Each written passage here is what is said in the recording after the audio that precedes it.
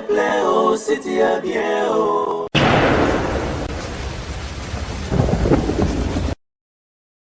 Heureux de vous savoir nombreux devant vos postes téléviseurs pour suivre votre émission Tribunal Nakati Yassit Nabino, la voix du peuple, une émission d'analyse, de réflexion sur la bonne marche de notre musique congolaise dans l'intérêt et Yaruluka et qui est toujours les bosso. Chers amis téléspectateurs, vous savez que dans cette émission, Tozara na tendance, Tozara na te poto ça la promotion à musicien moro pona to poto diminuer musicien moro te mais Tozara juste pragmatique et comme on le dit, mère, ami, Ezali, Moutoir, le baron de la vérité en face, nous ne sommes pas là comme des flatteurs, mais nous sommes là pour dire des choses vraies, où il faut apporter un plus dans la carrière de musicien. Tout le but est que mission nettoyer, bignon, tout le but est que mission nettoyer danger, mais ma cambo, bino, boy, ça va biso, ma cambo, tout le baron na balabala, na coin, pourquoi pas tout ramener au direct, na artiste et musicien. Et le plus positif pour la biso, c'est que l'artiste et musicien, yango, bazo, ko accepter yango, bazo, nima yango, parce que ça va critique, et ko aider bango, ba, qui est toujours liboso. Et c'est la raison pour laquelle il y a la télévision à Bino pour la analyse tout autour, il y a émission Oyo. Papa Chéri Jibin Piana Otiko Sala na consort na biso Nana Boudouga. Pour la ligne tout ça, l'analyse en lelo, et ça parce que tout ça qui lance un message na Papa Chéri Jibin Piana que comme il y a une très bonne relation na bana Oyo Ranson abimisa na musique, il serait mieux, il sera quelque chose de très positif, sauf qui y a rejoué médiation, il y a la réconciliation entre pire Mastanae, pire Moutunae, Babanane, depuis Banamike, Ranson, Nabana, Ranson, abimisi na musique, et tout qui réponse, il y a Papa Chéri à travers cette émission. C'est pourquoi, Bissot Lelo, tu as un peu tout ça, un peu moins analyse, tout autour, il y a pas proposition sur Papa Chéri, je vais bien abimisi, ma. Nazanga Morote, Nazabona Thierry Mombaya. Bonjour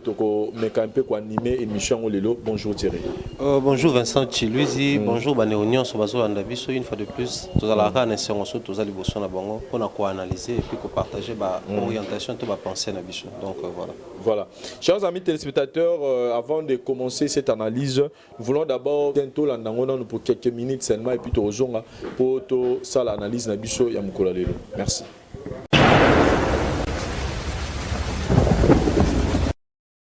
Et j'apprécie Ferré. J'ai dit, c'est un bon musicien, c'est le meilleur chanteur du Congo, et ça devient un problème. Parce que j'apprécie Ferré Gola, c'est notre jeune frère. C'est un grand artiste de notre pays. Aujourd'hui, c'est normal, tout comme Mara Wenge, tous allons nous tout ensemble. Ferré Alaki, c'est le dernier fils né. Macron. Donc tu compter na bana yo na bana pour wengelo za papa donc on se le voit faire avec moi là concert to betaki na maman Ngebi l'air to lati ba Pentagone au monake Ferré laki wana kaluji to suspendre et Ferré il avait un grand talent, il s'est surpassé, tu sais que c'est lui qui a fait l'animation. Yem to ça l'animation bo archive ezali ngala ko sakate kenne kota la archive au mona, c'est Ferré qui avait animé. C'est ce jour-là j'avais compris déjà moi, nous avons un talent makasi. Et voilà, talent babomba bangote. Mais c'est pour dire que les notions de l'obito zongi sara malobo bat baloba que moi nanga do frère et moi na papa chéri. C'est le notion de l'obito bête les notions de bête que fait moi papa.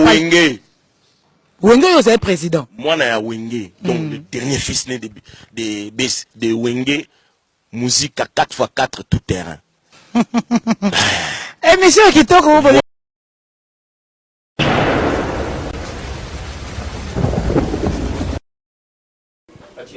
Voilà, chers amis téléspectateurs, je pense que vous étiez très heureux à Rolananze Monabiso Benangoya avec notre frère Jos Kauta. Donc, ce besoin là pour ça, vous retrouvez sous clip na YouTube, vous s'abonner belé na YouTube na ebo betara tonton Kauta na YouTube na wana vous s'abonner pour vous continuer au la clip musu super ezo ya calamité et puis groupe Facebook na eza bon soleil de gloire. En tout cas, vous s'abonner et puis vous que ne aimer page na wana pour que vous ba ba message qui toko Nzambazo plus à notre frère Jos Kauta na kati ya Kibonzambe. Thierry Mombaya, tozongi na sujet na biso mokola lelo, Jibin Piana. D'abord, au tal émission, point de réaction d'abord dans l'ensemble, Papa Chéri face à Nana Boudouga. Et c'était comment l'émission pour la Papa Chéri face à Nana Bodouga, déjà à la base, je vais commencer par féliciter Nana Bodouga. Une très belle émission, une émission riche, diversité, une émission pleine de gaieté, surtout que tout ça, à la fin de l'année, moi, bazo c'est Kanabango, bazo beta masolo na bango, et puis voilà. Mais une émission aussi importante parce qu'il y a eu un moment où la question est là qui est belé, autour il y a Papa Chéri, autour il y a Ranson, autour il y a musicien, autour il y a Makambo belé. Alors, normalement, Papa Chéri, il fallait qu'il puisse répondre. Soit il faut dire autrement, les musiciens devaient répondre. Face à moi, la question est on peut toujours poser, on a multiples interventions, on a une analyse, toujours ça. Dès ça, il y a plaisir d'une manière un peu globale, comme on a une réaction à Papa Chéri. Et puis, émission, à un moment donné, stressé un peu moins. Déjà, à la base, Papa Chéri était préparé pour cette émission, mais à assurer. C'est-à-dire à un moment donné, on a comment qui agité, ça la geste. Donc, or, expression gestuelle, on a appelé état d'esprit à monter, spirituellement pour qu'il a communiqué sur le corps à peu près. Donc, c'est en ce moment-là qu'on a stressé, on a puis voilà. Mais c'est une émission en tout cas où ils ont un coup de chapeau à Nana Bodouga, en tout cas, merci parce que l'émission a bonondé, nous en avons besoin, c'est-à-dire vous ne faites pas une émission pour admirer les musiciens, mais vous posez des questions par rapport à l'actualité, vous êtes obligé dans minute et puis merci à Papa Chéri, même puis à se rendre disponible pour que tout mégapé soit le matière, matière, il y a retraité par rapport à l'émission de Thierry Mombaya. Papa Chéri dit qu'aujourd'hui, il est critiqué parce qu'il apprécie le travail des autres. Tout un aspect, il y a apprécier le travail des autres. On doit le reconnaître aussi quelque part que Papa Chéri, même Piana, ça fait un beau temps que à Courtoya Rané, musicien, a un sentiment, tout le monde a Courtoya Fali Popa, tout le monde a Courtoya Kabose, tout le monde a Courtoya musicien et belé, tout yebi bazo bimana génération, il y a les lots depuis qui même à ça la témoignage naïe tout ça banine. Mais est-ce que Papa Chéri, même Pianaza, il y a quoi apprécier génération à l'élo, il y a des musiciens qui sont malamu. Est-ce que ça m'a bé, tout ça malamu pour l'élo, pour naïe comme un gambo ya mimi. Déjà, s'il faut signaler quoi apprécier en soi, c'est le rembêté. Pour même Nzambe apprécier Rabat. Nzambe azala clair à Batoatinda, Basalama Mambébélé apprécier. D'ailleurs, David, c'était l'homme selon le cœur de Dieu. Il a une intensité à l'appréciation. Mais Dieu va plus loin pour dire que malgré David Azal, l'homme selon son cœur, mais c'est en Jésus-Christ qu'il a confiance. Donc, ils appellent intensité, mais il y a appréciation. Donc, différentes manières, il y a quoi apprécier. D'une manière générale, quand Dieu apprécie les hommes, donc c'est qu'ils ont m'abêté. Surtout que plus loin, au moins, même quand dans la Bible, nous avons tout dans Satan, Job. Donc, c'est que Dieu apprécie Job par rapport à Mambazo Sala. Donc, quoi apprécier, c'est divin et où tu pas Nzambe qui t'a boué. Donc, il n'y a rien à condamner, mais seulement la manière, il y a quoi apprécier. C'est à ce niveau-là que se posent les problèmes. Ouais, c'est à ce niveau-là que se posent des problèmes. Manière, il y a quoi apprécier. Nathan ni aux quoi apprécier. Si, musicien en haut et au sein de Malamu. Et voilà, Mombaya, tu es ce qu'on a en Betali Wenge. En Betali Wenge.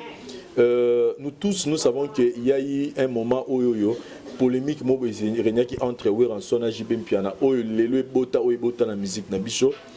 Mais un moment, depuis un moment, si ba pesa bicho image que Weranson et Jibem Piana relation sont normale, tout le monde na concert na mariage même il y a Zachary Bababa, tout le monde a eu présence à Weranson et Jibem Piana bazaki ensemble et tout ça se passait très bien. Mais Jibem Piana qui nous dit que depuis un certain temps, tu as vu que Moussaka a sali ba émission et belé pour nous s'attaquer na Wera, que ce soit Roger Ngandou, tout ça. L'autre, on a part na etro, l'autre, on a part à Wera, mais tout traité Maramouya lobby. JB Pianaki nous dit que yé a l'ingane polémique. Mais on voit Moussaka qui passe à la télé pour dire de n'importe quoi na Combo ya Weranson. Torolobani lelo, c'est de l'hypocrisie ou bien Moussaka Salango, le Salango, 5 Jibaye Bamaramoni Azoke Sala, na Kombo Nae, au nom ya BCBG. Finalement, les musiciens doivent arrêter ça. En tout cas,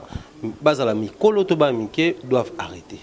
Quand je vais piano, ça permet de dire qu'il y a une polémique. Mais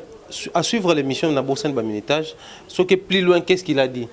ba wenge wana bango to ba bénéficier na moto na ngati Moussaka ote ko bimisela bino photo moko aboye. Donc c'est qu'il est au courant de tout, même avant Moussaka me taper ça Moussaka ba donner tant que ne lobela o lobela o lobela o. Ceci dit que jibaza au courant ya maka Moussaka lobaka Moussaka yaka ko ebisa bino donc ba donner me taper ça. Finalement les musiciens baza au même moment pour les Kamou contre les Kamou. C'est pas trop bien comme position, faut pas adopter. Le logement Piana c'est quand même un grand artiste. Des émissions comme ça, il y a un monobi, c'est une émission qui préparait, mais à un moment donné, c'est comme s'il avait perdu les talons, en contrôle à Mahamouti. Tant que par exemple, un Siaoué Ranson, il a expliqué que, en tout cas, il même n'a fallu pour pas prendre il a confirmé que il est mon commitalo. Seulement son problème c'est que à supporter tout le sous c'est comme une fréquentation mon boy. Donc pour lui le col à Ranson a comment fréquenter tout le sous né ça a été parce que tant que j'ibalo ba que non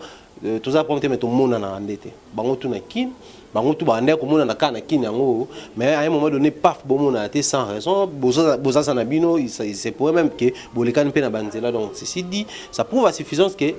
aligner sous rançon ce qui peut falloir pour pas aligner sous c'est simplement parce que bazo fréquenter mutu moko boye on a courir zo le kate mais ça la clair na biso dans le sens que sincérité za penza te na maramango na moi je peux pas changer le comportement de JB Mpiana papa chéri je peux pas kolobane que bon JB Mpiana bana lelo banda ko se comporter be mutamtana ba principe a vinae mais moi je pense que quand il dit que ils sont en bon bazan a problème tena ou rançon bazan problème tena fali poupa mais quand on voit ces artistes, ces porte-parole qui passent à la télé pour tenir des propos moraux un peu moins bien de la part, il y a Ranson, on doit se dire aujourd'hui que JB Mpiana, il doit naître le bail qui m'a il y a Kofi Olomide, il doit au moins nous dire qu'est-ce qui se passe parce qu'il y avait plus rien entre Yena ou Ranson. Mais les lots, on doit se le dire tout haut. Tant que moi je photo donc ça prouve qu'il y a quelque chose le problème c'est quoi en fait JB a quelque chose à Kolobati mais il a dit ce qu'il pouvait dire Moni seulement l'émission en question on dit à un moment donné ça dérange à un moment donné mais ils appellent que seulement JB s'est permis au moins il y a Roloba mais depuis Marambo on a suspendé Zokende les acquis va porter parole le col est comme matin créneau et comme qu'on atteindre bah on moko bah président de l'orchestre mais bah il y a des bisous si seulement si comme papa chéri en tout cas répétant tout au long de l'émission j'ai même pas dans la ligne bah polémique ne monde ba mission belé ba lobana comme on a répondre raté pour la polémique mais OK il a au moins donné une orientation par rapport à la situation que so les ana batu mususu na linga so na bangote c'est parce que ba kona ba fréquentation nga lingate donc tout le monde va se comporter ma bé beaucoup manaï dans un été. C'est clair, mais ces gens-là, Ranson, Fali, Poupa et les autres, qui nous expliquent au moins que biso bon to décida que to zanaye du reste to boya na biso politique wana lelo mombaya oyo to moment on appelle lelo na ekoti pe na biso ba chroniqueur c'est-à-dire ngane na zabo so na solara bien na par exemple na Ranson donc mututu a ennemi Ranson ngala ko solana souté c'est ça le problème est-ce que politique on a pena so to bito zo pena na moi maturité ça pena normal que est-ce que ennemi a JB Mpiana aza obligé ami à JB Plaza obligé comme ça ennemi à JB Mpiana ennemi na est-ce qu'ils sont obligés par rapport à la relation à nango il y a un adage balobaka si c'est un dicton balobaka l'ami de mon ami est mon ami l'ennemi de mon ami est mon ennemi donc c'est d'une manière générale et ça la mara mais surtout on a aspect culturel aspect musical faut toujours aspect wana eza pour na bénéfice ya batu nyonso deux hommes qui en ce niveau-là ils sont importants. Tout le monde a même bandé on a vu sur basala mamba politique. Au monde a peine qui est opposition radicale na bateau basé na mouvance bayo kanate. Mais ceux balonga au-delà il y a makamna bango ba partenance politique. Au coup t'as peine peu ba beau-frère. Au coup t'as peine mususu ba vendre quelque part ba mais la rapper ensemble bien que les gens à un moment donné ne comprennent pas cela. Mais basé na ba vie na bango au-delà ba vie professionnelle. Donc si par exemple que aujourd'hui JB Mpiana papa chéri se retrouve en conflit avec un autre artiste et musicien. Mais conflit en ce qui est c'est purement familial ou purement personnel. À quoi sert bon toi impliqué par musicien Msunakat? Vu qu'il y a un bon terme, papa chéri, je ne suis pas obligé à côté de moi parce que ça privé na bango. Seulement quand je suis avec la personne, na bête na ma solo papa chéri pour éviter à couper ça va. Moi quand je suis avec papa chéri, na bête ma solo mutuana te. Mais bah je o généraliser ba makambo comique. Au début à l'époque ils allaient qui quand wenge musique à maison mais na BCBG ba no yo kanate to ba no monango ba mission o na ba mission JB ba ko ki jamais ko solo là. ata na ba c'est toi nora ke banze momusu mutu moko yela ba ba ko solate ata jibe pia na mati monter ya nini jamais faire koleka na émission dimanche. À l'époque c'était comme ça ata we ranson na beti concert plein nini jamais pelazi ya koleka na TFN dimanche. Mais au début c'était comme ça. Yango na lobara toujours les problèmes banana début. J'ai bien pu en ranson temps ba no ça ba polémique, ils n'ont pas eu le temps ya ko encadrer polémique on a que ils allaient quand même na moi ba garde fou et déborder. Et aujourd'hui voilà tout vivre ba conséquence tango. Au début c'était nos musiciens. Oh lelo ba komi ko boyango, c'était nos musiciens ba ko applaudir ba exploit ba ningate. Mais lelo même nos amis musiciens ba ko côtoyer donc, si tu as vu que tu es en bon terme avec moi, automatiquement, automatiquement,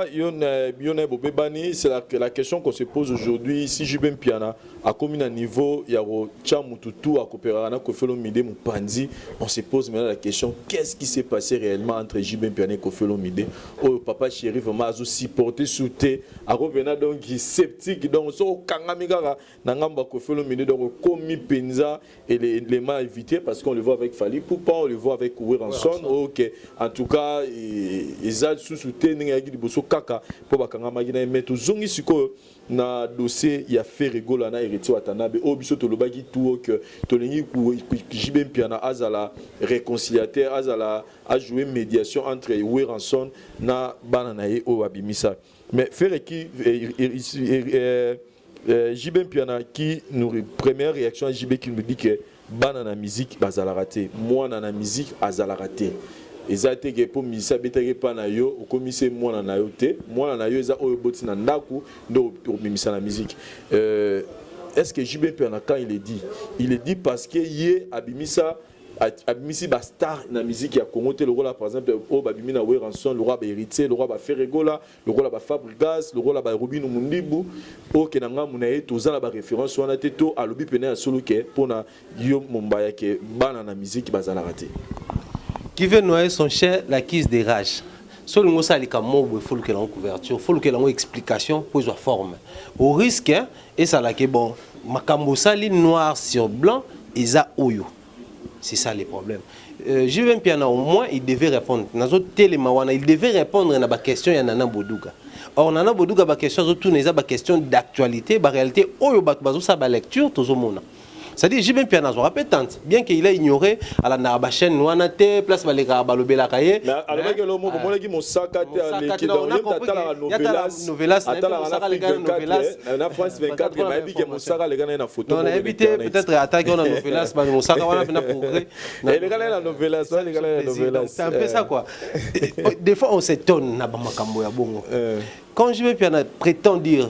parce que en tout cas on est à dire tes arabes présentation quand je vais prétendre dire que banana musique ba la raté mais surtout yo qui peut banzo musozo ba biso to bana wenge c'est JB qui disait ça toi bana wenge na parla na ngina et deux mumbaya JB Piana qui nous dit que banana musique bazala raté moi na musique la raté mais JB qui nous dit que Ferrego la dernier fils de Wenge. Parce que à l'obi moi la musique a raté mais hier mutazolo ba ke Ferrego la dernier fils du Wenge. Ce que est-ce que tu comprendre le papa Chira nous expliquer bicho. Il voulait couvrir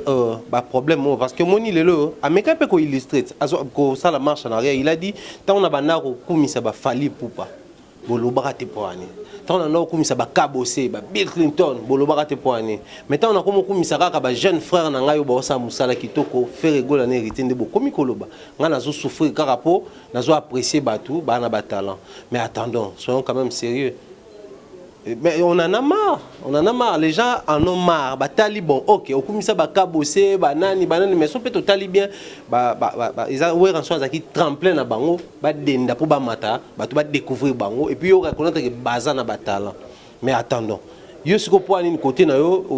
au sali tremplin te, bah attention bah na baate. Quand il a compris, parce que tant qu'on a le bango au début il ne disait pas ça, mais tant on a Moduga même est-ce qu'on a un secteur qui est bon, bomba na obabima pa na yo. Dès ce moment-là, on a répondu au côté de Banabala. Donc, au début, Banabazala qui tombe à rappeler qu'il n'y a pas de musicien au Bassala à c'était où tout le monde a baronté. Donc, c'est comme pour dire, il voulait seulement couvrir Makambo Azosala.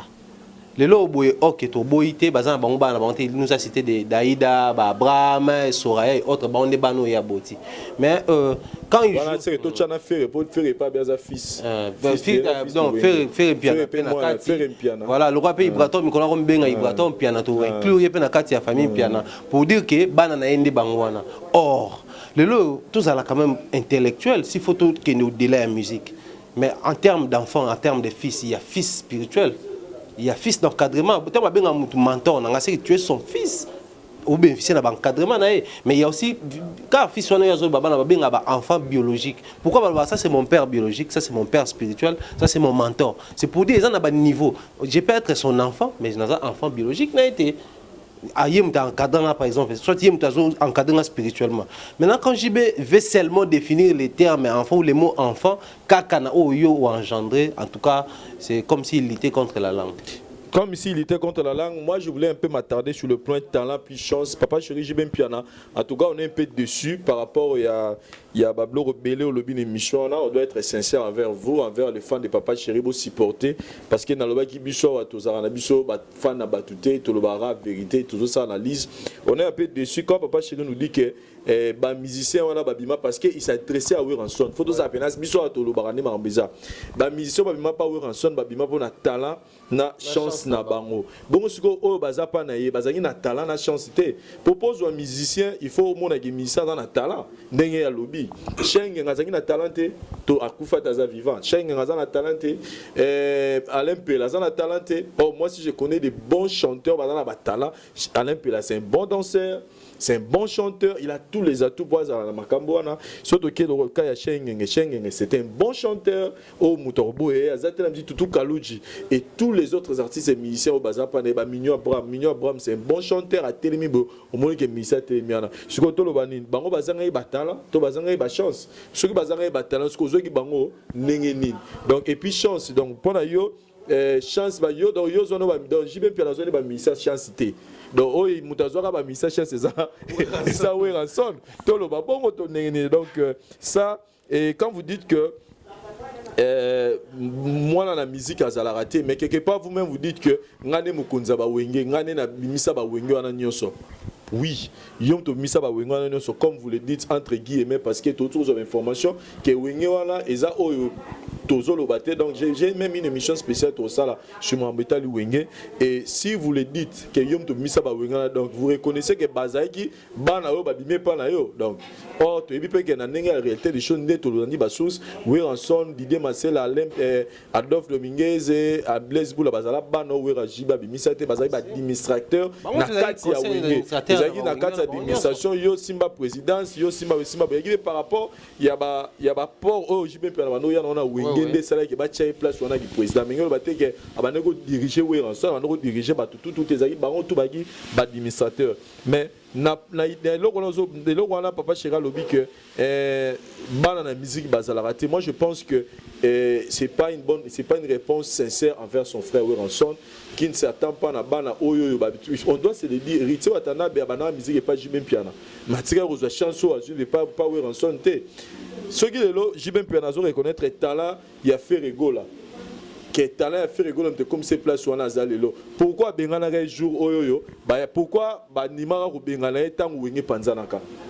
quelque part to lo bape que azaki na moi keto moko boye pas faire rigoler ba ndoko banga voir faire rigoler to lo ba bongo tseki momba pour le loi reconnaître talent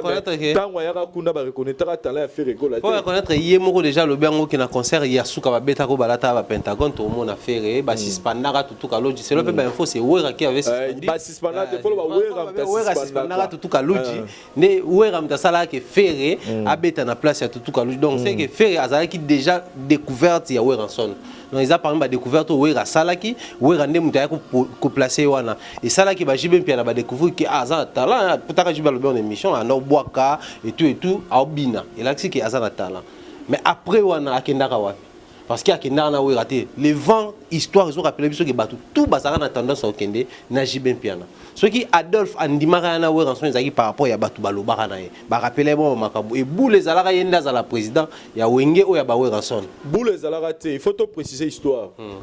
place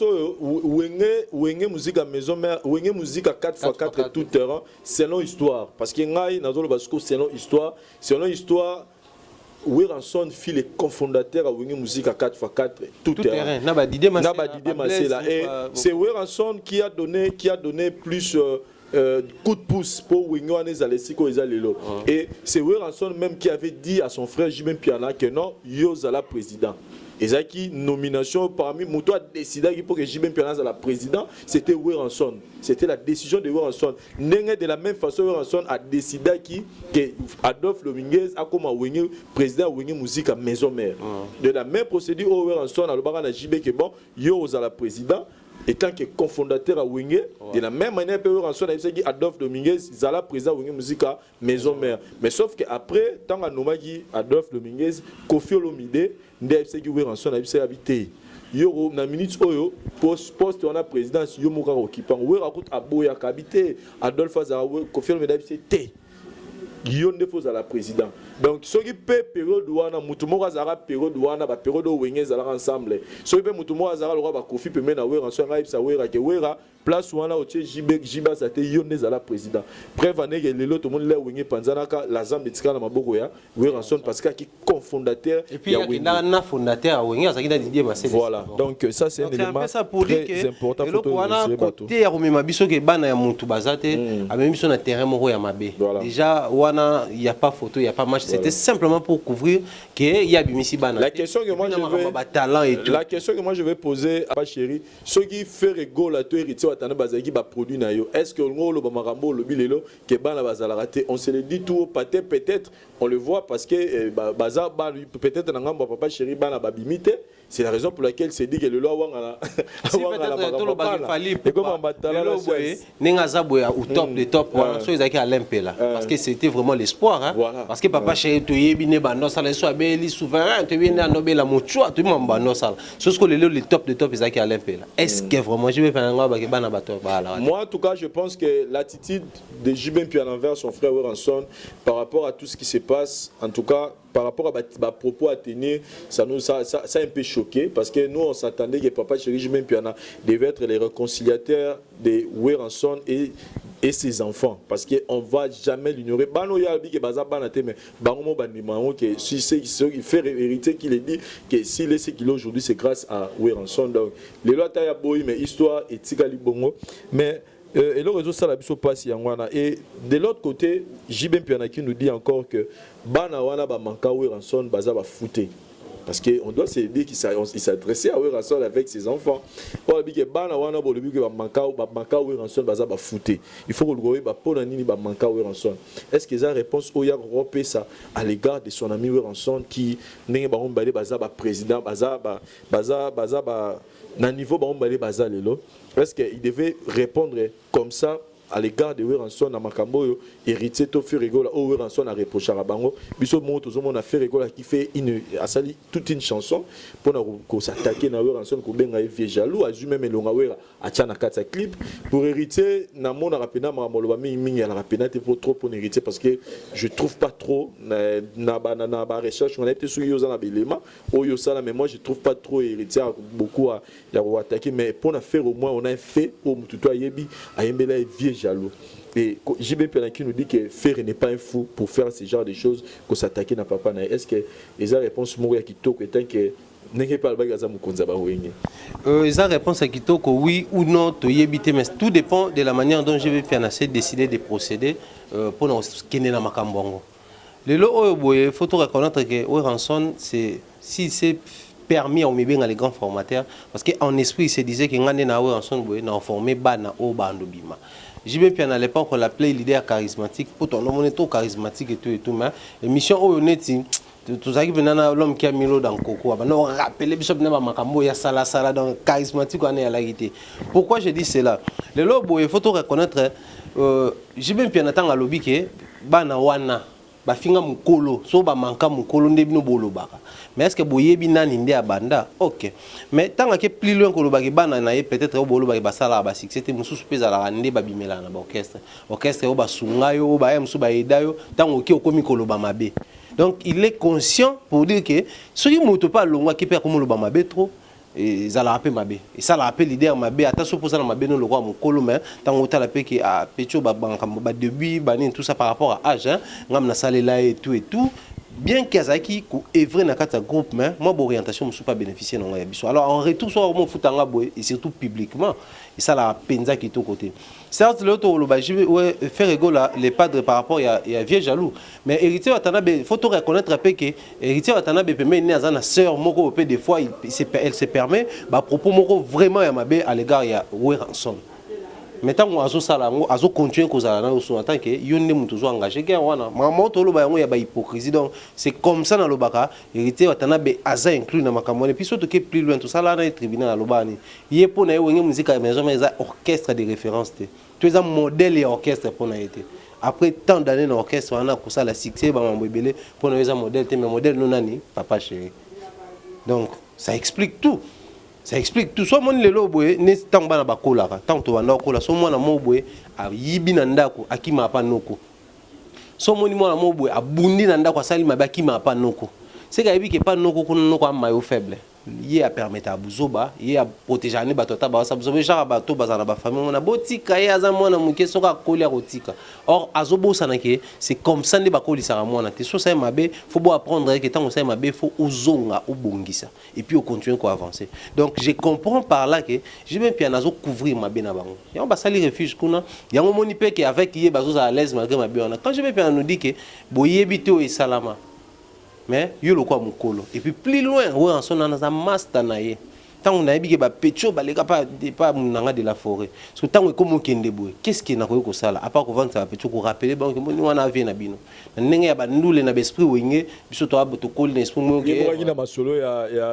soutien au clan wenge so tant on soutenir conflit ezala toni parce que to ebi que koto yo marambo esimbate mais yo zui bango vandi na bango comme le roi ba protéger na yo. C'est pas intéressant parce que surtout que plus loin on va voir Fabregas à l'époque nawe ranson bazaki na bango bon pas trop mais bazaki depuis que bazala bien pas fa comme mon Fabre central mais pour éclaircir la chose qu'est-ce qu'il avait fait nanze mona yemo ko longola na ba débat ba makambo mike alobi ke ya papa koloto donc côté kuna wera papa nanga mais Kofi Olomide aninga papa koloto parce que na ndenge ya ba histoire to ebi ke Aïda papa na biso ya ndule parce même ces musiciens-là, qu'est-ce qu'ils font pour nous faire comprendre que, attention, que tu as un JB piano, mais toujours reconnaître quand même que tu as banné à Weranson. N'a pas mission, on a bango, on a monté le roi balek. Yo peut y aller na bango yé, ou renforcer bango na mabewana. À part qu'on détruire Weranson, to ben on est. C'est comme ça aujourd'hui quand on va dire que JB piano il est parmi bateaux azo aidé, bano bazo mapa Weranson pour s'élever en guerre, en conflit contre Weranson, les fanatiques, les gens qui comprennent les choses mieux que nous, ils vont s'élever pour dire que t'es bolobi mabe. Alors que par rapport à la réalité, tolingi to soutenir clan Wenge, mais clan Wenge yango ezala bana ya Weranson, mais na Weranson pe na kati parce qu'il faut tout reconnaître que JB piano fut le président du groupe Wenge Musique à 4x4 tout terrain, mais Weranson fut le cofondateur. Parce que bozu pena clan ya batu bo soutenir yango ba fondateur na cofondateur bana makamwana te parce qu'il faut tout informer pe que batu ba comme la biso Didier Marcel n'est pas dans ces histoires là. Lui qui est le fondateur, il est encore en vie. Aza pété na condition moro qui peut-être Aza a commis Kolobate, Moribon et tout. Non, il est bien portant. Il n'est pas dans ça. Weranson, le cofondateur, il n'est pas dans ça. Bah, mais bon, les cofondateurs, ils ne sont pas inclus dans Maramouana. Simplement parce qu'il est président. Mais non, c'est un clan où il faut encadrer. Et puis il faut aider, on va comprendre que mon lelo, héritier Watana, Bazo, Mishka, Diego Milito, qui peut à un moment donné pas Weranson. Fait au goût, Gigola, échapper, musicien belé. Mais ce qui est lelo, Bango Moro, Jibin Piana, aider, faire un héritier, apprendre pour respecter bateau balikolo et aux alasko clan on est au quitte en esprit wana que ba on peut ba faire ba bimisa ba respecter ba monter puis ba faire wana à un moment donné ba respecter sous JB Pianaté. Ça c'est très important. Moi je dirais une chose à Nangambo et à bateau papa chéri, soutien au clan Wenge, c'est une très bonne idée. Papa chéri JB Piana apprécier le travail des autres aussi, c'est bien. Comme vous êtes en train de le faire, vous appréciez le travail de Ferregola, vous appréciez le travail d'Héritier Watanabe, vous appréciez le travail de Fali Poupa, vous appréciez le travail de Kaboussé, de beaucoup des artistes musiciens, mais ça doit être fait d'un cœur sincère, d'un cœur vrai. Pas pour omoni mutu moko yo zarana ebi omoni a coopérer nemi na ndoko moko après moko yini toche musika no pour nous apprécier monsieur ça faut ça la vrai et puis selon l'histoire tu remember en tout cas je demande vraiment la batuba bazo biso ba tenir biso regarder on est juste au milieu c'est pas on est venu ici pour to crucifier papa chéri mais on veut juste éclairer les choses pour que musique na biso qui est toujours bien selon l'histoire on nous a toujours dit que na wenge la personne noazaki mutuma B ezaki Weranson à Kabarate, Weranson Maboko Makasi, et la personne qui était admirée de tous, Oazaki Mutuma Lamuna Bangonia Société Papa Chéri Jibem Piana. Et c'est la raison pour laquelle, tant Wenge Panzanaka, tout le monde a dit, bah, tout musicien, tout. Papa Chéri, parce que c'est lui qui était bien, c'est lui qui avait cette mentalité, on a savoir vivre un abattu, il était apprécié de tous les artistes et musiciens. Et Weranson s'était retrouvé seul parce qu'il y a Zagima Boro Makasi, il y a Solarafo, patati patata. Et tant que Wenge Panzani, tout le monde dit Weranson, sali ba yo sala wenge musique à maison mère to yebi ndenge histoire évolua to yebi pe ndenge ya wenge BCB jo papa Chega kena to yebi ndenge évolua ndenge nini basuka na ngamba Weranson et c'était l'image oyo epesamaki na ngamba Wera mais ce total lelo Thierry Mombaya na stabilité ya artistes et musiciens ce sont les musiciens de Weranson qui ont connu une stabilité que les musiciens de Weranson, il y a Jibem Piana. Or, dans l'histoire, c'est Weranson Tagi Moutou, Maboro Makas, Weranson à Kabarate, Weranson à Solarafo. Mais le long, on retrouve des musiciens comme Héritier Watanabe ou Aza Papa Lopango, on retrouve des CLE, Baza Papa Lopango, on retrouve des Ferrego, Baza Tata Lopango, Balacoste, JDT. En tout cas, équipe Bimba, il y a une musique à maison mère, je pense que on la Kaka, peut-être Babino, mais tous les restes des musiciens, en tout cas, connaîtra la stabilité. Peut-être il y a Papa Chéri tout le monde a un côté ça c'est un élément vraiment capital il faut tout lever la lelo parce que lelo tozo bimbazo bingaba bimisa Weranson mutumabe mais tozo ngano pe na histoire et surtout que plus loin lelo to lobanini même démarche oyo et salamara na wenge ya kobimisa Weranson ka mutumabe et que Papa Chéri bima mutumalamu yango to muko assister sur lelo que ezaki liboso na wenge en général mais comme ce qu'on a bana o Weranson bateau bazui en vol nangamba wenge musika maison mais balandi bango lisusu po ba comme ça Weranson mabe to lo baneza campagne mo peso sala ma contre Weranson to eza pena vrai que Weranson azara mutu mabe après tout ce qui est au vivre. Pendant l'émission on sait Papa Chéri so Hollanda pour na bi que à Hollanda sûrement batone batine les baliens et tout à revoir émission là à un moment donné na Boudou Kapsa qui Papa Chéri tika to tout na makambo parce qu'en 2019 tu retournes yo makambo ya album donc ala mamba tout nete na émission mususu na lobaki il s'est créé toute cette situation c'est simplement pour que permettre à la d'actualité et permettre moi visibilité moi makambo to ebi ki habita déjà ba concert ba to ba ya ka déjà ba multiples productions de temps à autre de part et d'autre à kenda robeta mais seulement certaines situations azala sousté. Aujourd'hui, on voit des jeunes gens comme Héritier Watanabe qui s'est créé des buzz, qui s'est créé des situations pour qu'il y ait Tikala. Bien que ce album est seulement Jean mais il est héritier comme on a les autres. Il en est de même n'a fait gola tout le monde récemment bien qu'il en ait moi mbaba bato ba finga ke lo barate pour ça ndenge na été mais il s'est quand même permis de recréer la situation. Alors j'ai même bien aussi devait faire autant emboîter les pas le roi jeune bien que c'est pas un bon système autour quoi applaudir. Mais le problème c'est quoi aujourd'hui ceux qui vont ensemble bazo c'est bête noire il y a la situation au union so baibake et aussi mbaté. Pourquoi on a vu aussi mbaté? Vous savez chaque temps ils ont la vérité nango. Parce que babara le côté ya liboso vérité ya malé mais ça la ligne ekomara c'est que ça n'attend aux vérité ekomara ce qu'on attend aux toza et attend au vivre la vérité ya makambo ba lobaka si Weranson dans le passé mais les temps est révolu qui va croire na ba makambo surtout que lelo c'est Weranson le plus méchant face à Ferregola face à Babindombe face à Héritier Watanabe face à JDT Jacques Moulopo face à ba Fabrigas na ba bimisi massima ba déplique pourquoi il faut ba yebisa biso loko wana. Pendant que Bissomoko na terrain, nous vivons une autre réalité. Autre numéro point est important. Parlons de bien matériel. On a connu les vents, il y a tout cas, mission Weranson, faire égale à 600. à l'époque où on a tout tambola nango après maman fait go la tambola maman belé na wenge où raté da sombela bango to yebisco histoire pe wenge to ka ke où razaki so pas côté li didi ki noani a me marapé na moi des musiciens to banda yo kango ranson so préparé album azo même sous Bill Clinton na faire go là aki na bango la c'est bon technique ni ba préparer album so album ngebi ma stratégie à mettre na terrain comment est-ce qu'il faut au moment ba concentration tout ça esaye mutalaki ça bon mais combien de fois to yo ka ba histoire wana parce que la preuve Bill tango ke ba album a succès banze moi succès faire étant que même mais ni nécessairement parce que JB Piana de son côté on a connu les cas Alain Pela Oyo Alain Pela no loba entre JB naye très digneuse à la raté yena JB bazalo kola Dieu le Père na Dieu le Fils c'est-à-dire Jésus andolo bani tout ce que nzamba yebi ya yebi amo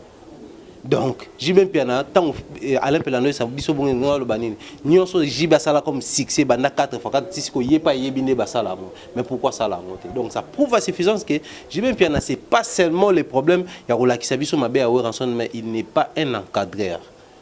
JB Piana nous a prouvé noir sur blanc qu'il n'est pas un encadreur asa seulement leader que bon on a naté ma liboso bino bona sima nazo l'idée et puis nazo mema bino mais il n'est pas un encadreur parce que on reconnaît un bon encadreur par bafoui au ya encadré oui ranson to continuer ko benga un bon encadreur né moi benga les grands formateurs parce que batwana ba ouais ra maka danger te formateur par rapport à l'unité ko former mutu na ko sala makambo mutu sala c'est des choses différentes nga le losko na rozala bena bato ba olimbisanga le lopena parce que il faut to lo ba vérité mususu moi aujourd'hui je me permets de dire que Mokonza va venir se voir ensemble. Je le permets. Je m'en dis que tout ça sous bas débat, tout ça sous bas débattre, il y a bas sentiment. Tout le monde a souhaité qu'on tenga na zara mutawera, tonga na mutaché, tout le monde ça va débat par rapport à il y a réalisation par rapport à performance. C'est tout le monde qui to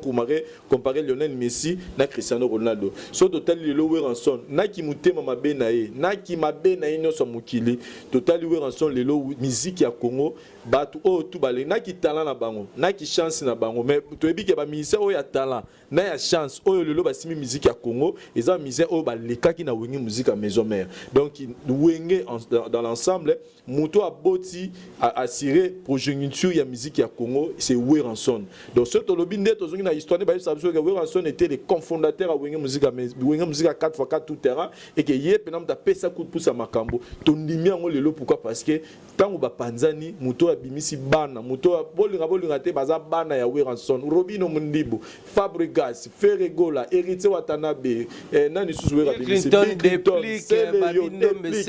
baza bana ya wera les autres babimina mukongo ya wera to biteke polo ba mwana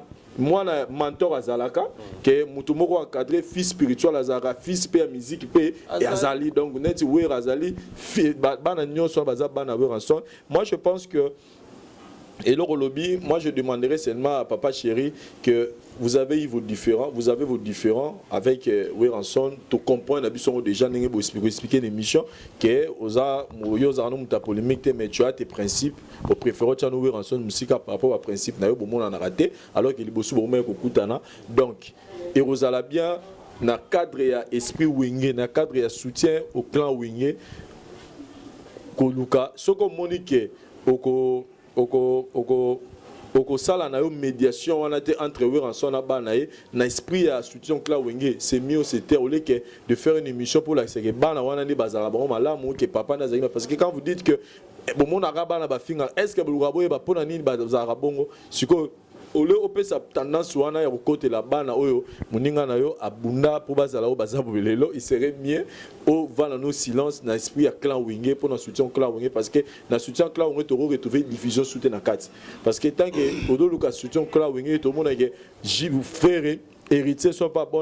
à bon terme maintenant papa na bango que yo ozo soutenir bango c'est de dire wana les associations clan ont été remis division du clan wingé karaninge tozo ngato loba. Donc dans l'ensemble de Thierry Mombaya, qu'est-ce que nous pouvons retenir dans message, qu'est-ce qu'on peut dire dans Papa Chéri dans message au ya pesibiso lelo et puis s'il faut lui prodiguer un conseil moi na mkabeta mona bakolo be babina pouvez dire à Papa Chéri quoi. Déjà au début je vais dire félicitations. Bizarrement les gens vont se poser des questions pour nani une félicitation parce qu'au moins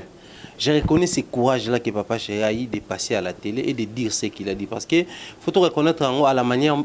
manière congolaise et puis avoir le comportement des artistes et musiciens congolais. C'est pas trop facile de voir un artiste qui se permet à Simbi Micro, Caméra Vandi Liboso, il commence à dire des vérités au Papa Chéri à lobby. C'est-à-dire, Bamakambouana est confirmé, bien que confirmé au Toukanisara, mais Biso peut au moins comprendre qu'il se passe réellement quelque chose. Parce qu'en force, il y a toi l'arabien, toi l'arabien. Et mon paysan a battu soupé, tu as des faibles d'esprit, mais au pays, mité ma père, mon baza trop croyant, baota la paix, ah, pena né na moni la raji ben piana. Binadama, l'homme qui a mis l'eau dans coco, à cause en a raison. Mais en fait, lui au moins, il s'est positionné. Il a dit si je ne fréquente pas tel, c'est parce qu'il y a ça. Les musiciens doivent apprendre à dire la vérité là où il faut le dire. Et vous aider ma kamoupe qui bon s'il faut réfléchir par rapport à Jibem Piana et au rançon tout le monde est là-bas on a anglais s'il faut trouver une solution soit carrément il faut que Kabola ou rançon n'a qu'au fiolo mide soit il faut carrément que conscientiser Jibem Piana que bah conflit naïe et ça bah conflit général t'es ça bah principe t'es à vie au faut bah tout bah respecter donc c'est un peu ça directement dans ma lobby et ça conseil mais par contre au lieu d'appeler ça conseil n'a Papa Chéri en tout cas je vais regarder la caméra dans fixer caméra droit je vais parler aux artistes et musiciens au basa jusqu'à preuve du contraire na katia groupe Wenge BCBG à Papa Chéri boana talenté boza pe na nini te na chance te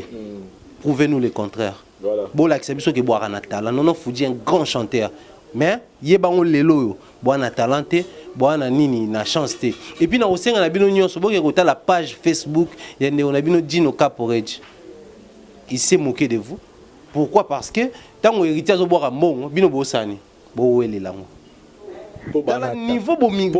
c'est pourquoi boire talenté boire la chance donc prouvez-nous le contraire sur boire talent boire la chance les lots faut pas que faire rigolo qu'on applaudit aujourd'hui allons et pas avoir en occasion et s'engoter héritier watanabe qu'on applaudit aujourd'hui allons en occasion et s'engoter il en est de même de Céléo na poto kuna ba ça poste ba soutenir Papa Chéri ba allons en occasion et s'engoter nous connaissons ce qui se passe dans le milieu musical. Il suffit de faire un pas et puis pas Moussou Sekolanda pour Okende. Donc vous pouvez dire que c'est possible. Moi j'applaudis encore des millions à Abraham. Ouais, c'est positionné à ça là banze monaye tout autant Emeli Batunaye et puis c'est bas na niveau naye. Moi j'applaudis Dino Caporeji bien que nyonso balabara autour ya Dino, mais il a quand même osé Kolongwa pour ça quelque chose et puis il se permet de dire lui au moins c'est le défenseur à Papa Chéri. Parce que ebi na koyemba na ngana muke na ngana obunda mais so na sangisa ta moins 20 personnes ba koyoka nga ba yoka mwana uta wapi et pas ya Papa Chéri. Mais baturuka ba nono Foudy bossa la ba vocal succès baturuka ba Rio de Janeiro. Aimba kitoko na cœur, aimba kitoko na ba chant. Mais qu'est-ce que vous attendez pour quitter Papa Chéri, pour vous conscientiser de par ses comportements, à comprendre que tu parce que le bateau que le roi va kenel le simité va batikale aussi mbateta. Un super na mission nous soit la caillou et puis plus loin Papa Chéri a dit ma mission nous soit fuma maté pour la gata inter tonini. Mais bon longa beaucoup mo ke ba inter wana pour son mission na hier so ta ko mission Jibem Piana, faut na payer 1000 pour JBD azwa 4000. Mais au hasard sous mission Jibem Piana donc on mérité payer 5000 na. Et au fond là-bas. Et au fond là-bas, moi je vais plus m'adresser à Ferrego là, à Héritier Watanabe, pour leur dire une chose qui est très importante, c'est que Fabregas, tant que une musique à maison mère, Sankara a traité une belé dans mon corps, Sankara Fingaka, mais nous n'avons pas vu que Fabregas a tenu un propos contre Ranson, à garder respect naïe, et le lot Fabregas par exemple bon terme maintenant Ranson. Donc bateau s'accrocher à l'idéologie à Sankara, bon mon a dit Sankara les gars au Finga, bon point de Fabregas pas répondre, de Fabregas pas zapper mouto, zapper na makila lanzoto. Donc des fois il faut reconnaître si Ranson n'a ma bene na malam mais il a contribué pour que Boza les Sigo Boza Lelo et quand on est bêtise solo il y a chance na talent bat bazan on peut belé mais il y a Ranson animé qui a champion place Boza qui bo zala utiliser té parce que dans depuis de tout boy ba bozo ko c'est la mutu mon ami sur promotion sans que boy bango bozo c'est le marketing sans que boy bango bozo rendre une actualité sans que boy bango c'est pas aussi mal les a entre nous les artistes musiciens bino artistes musiciens des fois faut peut ça rappeler beaucoup pour son monde qui écoute na pesa là le pour roya mutu na pe azuri pe d'actualité mais Ranson l'histoire va toujours vous rattraper que c'est votre père musical oya sali ke bozala o bozalelo Ferrego là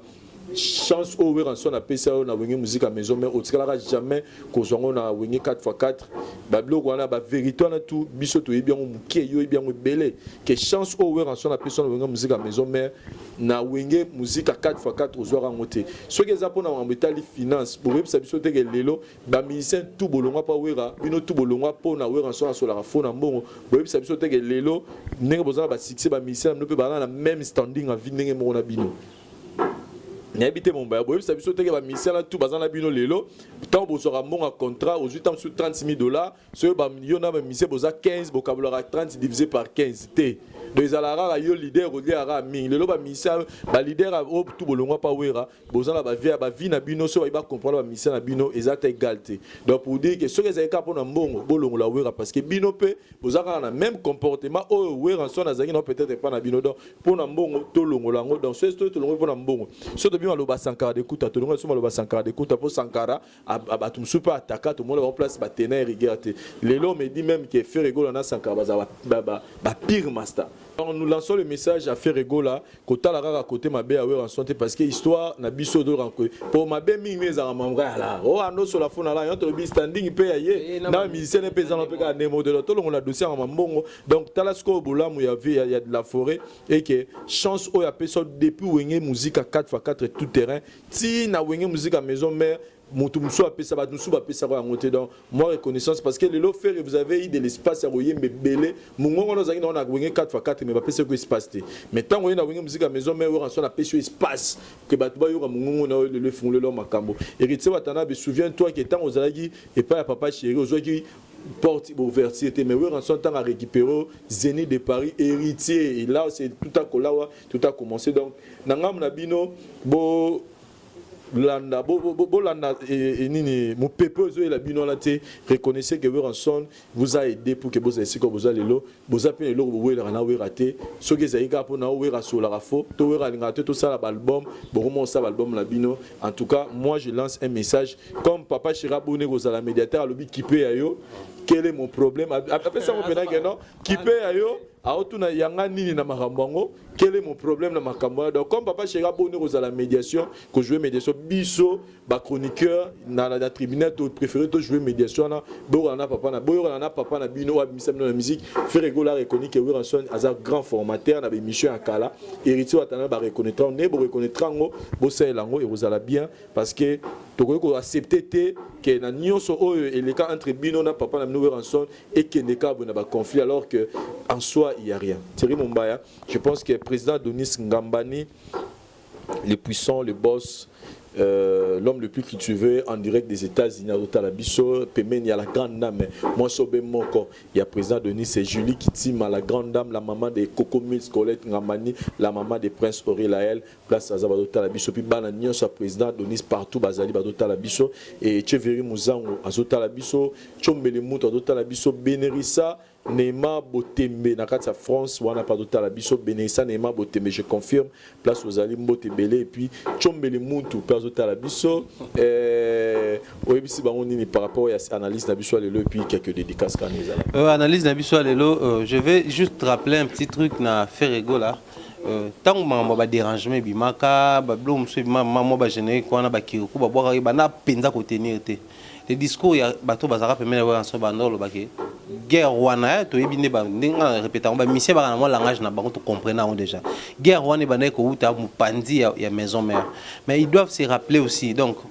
jette cette depuis lui-même le président Ferrego là qui à l'époque ouais en son âge même piana ba les boy soit ouais, en somme tendance combattre bon. Qu'est-ce qui prouve que JB n'était pas au courant? À l'époque, avec qui non ça la monte point donc et puis qui camarade le roi en somme na JB piana ba ko tane na zone moya mabe zone de turbulence. Oh les lots so ba mi kolo ba juna ba conscience que te to mamoto wana ba on ba ça shit libre et des trucs à carrière na bon donc to prodiguer ba on ba conseiller bien surtout bato ba zo vraiment occasion si facilement soit bengi faire go la faire ya mbara la première minute soit bengi héritier également boye bisaka ba on rappeler ba on ba base et aider ba moi je vais dire un grand merci na Hervé Ibouanga derrière la caméra muta film Avatar to la saison 2 nango pour filmer ce plaisir mes vœux les meilleurs na président Denis Ngambani depuis les États-Unis le cœur il y a grande dame à République Julie Kiti Mangambani donc ça a plaisir baza ensemble kuna Prince Ori Lael azo sarana papa Coco Mills également dans un sengo salutations à toute la famille au baza kuna la famille il y a papa na biso Adonis Ngambani partout bazali tolingi bango mingi également Martin Bokanga les soldats américains il y a Carmel Fortens moi c'est à Pembe pourquoi pas Echeveri Muzango na habita za jana kin to zaka na bakota ba Congo kuna mais tout le monde bis kitoko ya GSK ça le penza plaisir au monde ke musala kitoko zo sala mal très spécial donc félicitations salutations également à batuto ba otabiso maboko de près comme de loin Blaise Walongwa le businessman à Ukraine donc fondation ane salinga plaisir makasi talaka également salutations à batuto balingi biso je vois ma famille mon mentor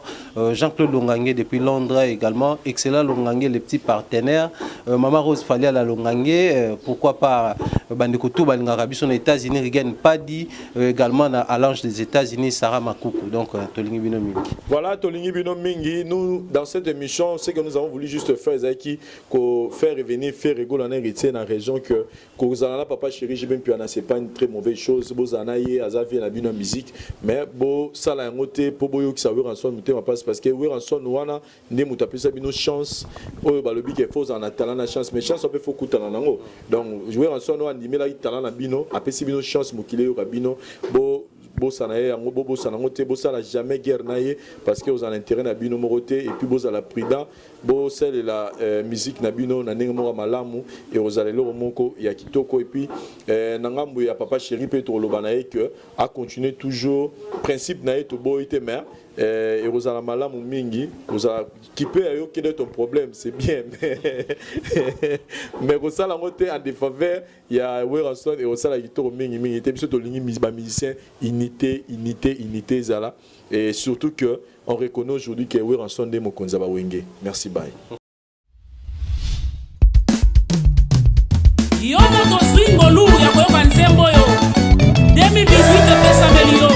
rite tambwe soa josu luwa suneli ala luwa sumo ya domine la yesu simba nga jesi simba nga nkolo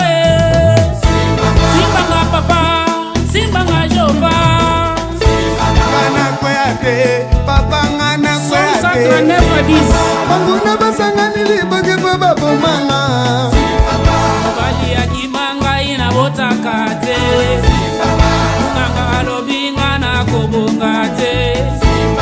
Anoko babandelinga na kobalate Simba nga papa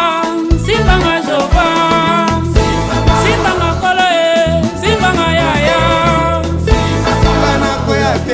papa ngana kweyate Banguna basangani liboke baba bomanga Baninga bazobalanga na zobalate Baninga babotanga na zobotate Baninga bazobikanga na zobikate Babela Yesue babela Yesue babela Yesue babela Yesue babela Yesu bakoma na mbongo babela Yesue babela Yesu bazwami kanda babela Yesue Aletango bakomi na mbongo bazini kanda kimi Yesu yo bawangani Yesu yo Luka 17 11 à 19 banimi entere okotikala na soni babela Yesue babela Yesue babela Yesue moko mutu azongaki alingaka bango bazongelaka ye babela Yesu babota mapasa babela Yesue aletango bati nyonso bakuti mapasa bakimi Yesu yo bawangani Yesu yo oyo bazongelaka ye ekokomi bato ya mabaye eboyaki netere otekala na soni ye azali bolingo balingaka baoyo bayaka epa na ye kumama na yo nzambe ya paster Jires Ngando église des soleils de gloire Ale kalamingide kalamingide kalamingide kalamingide mingide mingide Koko kanga ya na sakala bato desandre olio te évangile oteyi mbongwe tobo bandimi batongaka basali ya nzambe Pasteur Augustin Mbona nzambe amona yo na bolingo oza grande mabota Jani Luwasu aboya epa na nkolo aza malamu atoka mbeli like 8 17 ebisi biso o nyonso ya mabe ya molili ekobima na pwasa kala mingi te kala mingi te kala mingi te frere boyaka koshinda basere na kati eglize bakaba nyonso bokoma na bino basali ya nzambe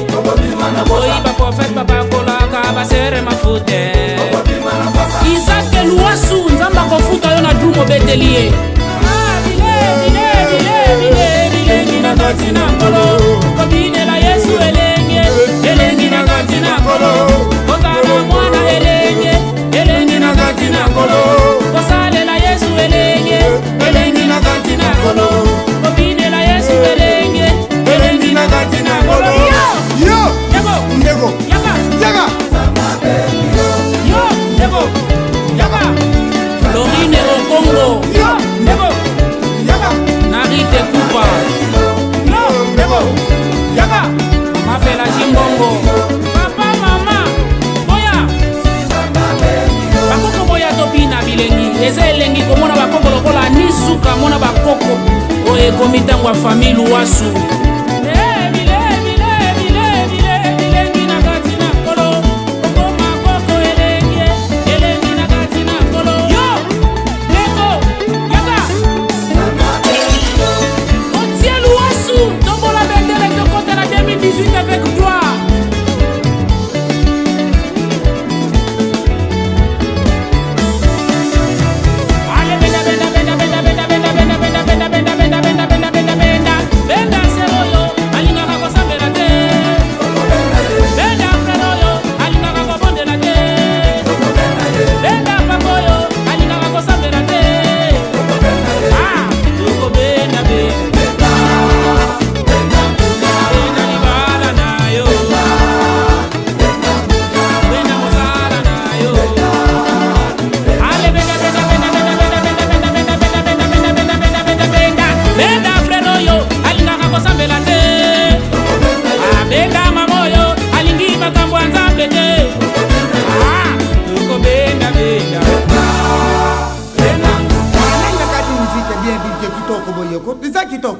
tobandela ko papa ngana banda koyemba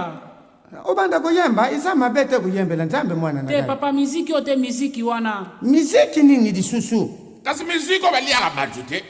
o bazalaka ebele wana baliaka bato o miziki abutu ya mbutu o balianaka bango na bango te vienga diosi mwana nzambe alobaka bongo te tobenda bango kati na nkolo mpo soki moko abongwani na lolo eza feti tobenda bango na kati na nkolo eza bien petit loko bimisi bango na mkwasa ale soko na benda bango di benda bakuluna bakoma kosalela nzambe tote ya banganga bakoma mpe kosalela nzambe tosengi bakristu batika badoktrine na pamba ndeko benda Mama Pasteur Kaiba Geneviève de l'église de Metepe na Ngiringiri. Nzamba pambola yo.